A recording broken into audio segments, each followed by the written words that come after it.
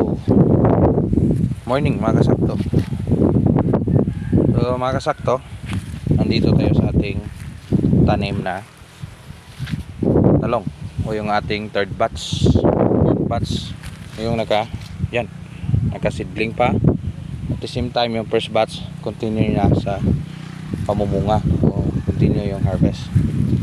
Pitslong o sa pitsay na talungan, yun yung ating say dyan. So napakain na ng isang pakain. Yung half nya, yung kalahati is hindi natin siya sinabay for the purpose na hindi magsabay-sabay sa market. And then may stage income din tayo o yung pakunti-kunting income, at least may naipasok. So dito naman yung main topic natin ngayon is yung ating tuslong, kasi yung pitsay na talong at yung pitslong, tuslong tayo ngayon. So sa tuslong o sa litos na talungan, ano ba yung pagkaiba nung direct na binigay natin yung talong o walang intercropping?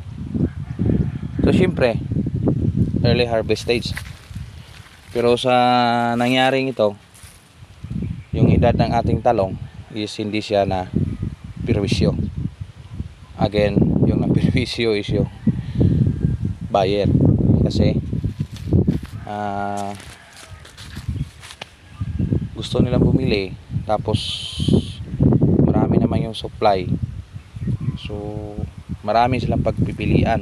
Perwisyo ni buyer is yung matagal, konti lang yung mabili nila, kasi yung anihan ng talong dito is all label, lahat ng quality sinasali, hindi ganoon ka quality. So sa atin, so sana mag-stop na yung mites, continue yung kasing yung bunga na pakunti-kunti lang yun. Yan. So at least may God's blessing, may bunga na. Again, naka first harvest tayo nito nung nakaraang araw o yung 2 araw na nakalipas. Again, continue si pollinators, yan o, yung beneficial insects. Talagang may bubuyog talaga sa ginagamit nating insecticide. Yung insecticide natin na sinasabi dito sa ating talong is iba natin yung topic in the next video or next possible days na may oras tayo, kasi napaka ni insecticide, marami tayong i-share doon. Yan yung ating tuslong o litos na talungan.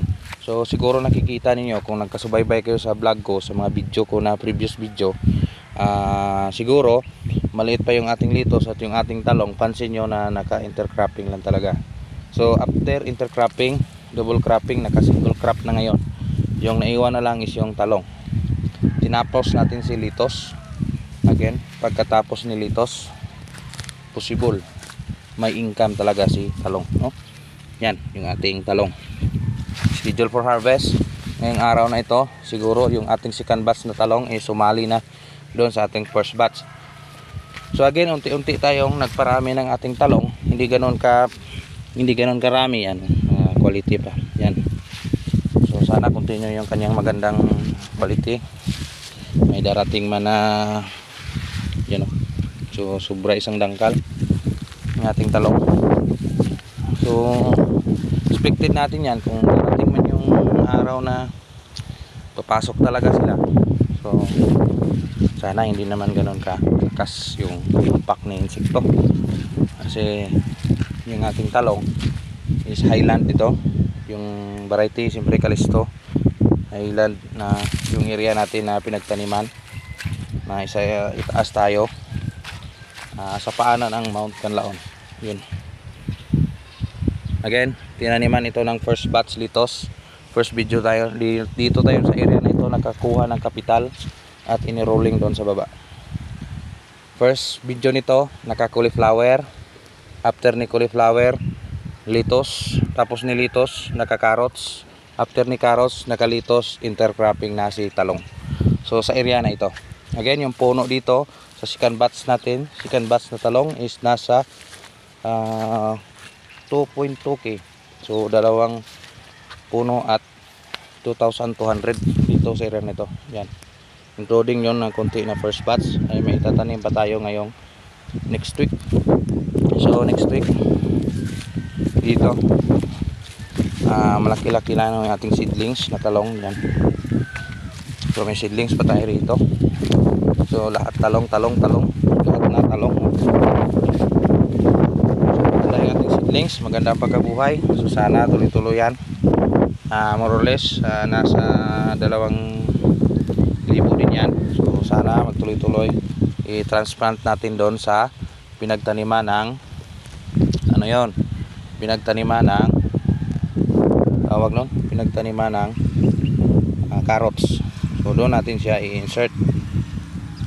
Focus pa tayo sa ating ampalaya ngayon kasi si ampalaya is talagang napaka silan yung libor, hindi silan yung insekto.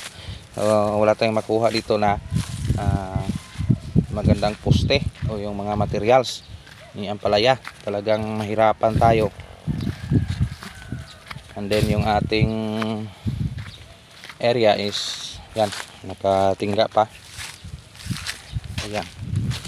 So yung sa baba, continuous lang nag-harvest ng ampalaya. Yan, dalawa lang sila. So yung ating ampalayahan yan.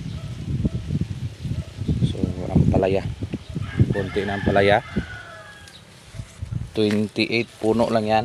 So at least nakapagbili na tayo ng mga fertilizer dito sa kasunod na tanim. So yan yung bunga ng ating intercropping yan. So first harvest ito ngayon. Pagkatapos nila sa ampalaya, transfer sila dito sa ating talong. So mga good quality naman to, magkukuha naman ito. Yan, oh. So sobra isang dangkal. Again, yung edad ng ating intercropping nasa 42 days old after transplant, 42 dias after may transplant yung ating talong. So yan na muna ang konting update dito sa ating area, Canlaon City, Negros Oriental. Malinaw man ang bulkan Canlaon ngayon. Oras-oras hindi nating alam kung saan at kailan siya magsungit ulit. Hindi tayo preparado kung ipagkait niya, kung ibibigay niya. Wala tayong magagawa. Kung lahat ng gusto niya, siya na lang yung bahala. Salamat, Insakto TV.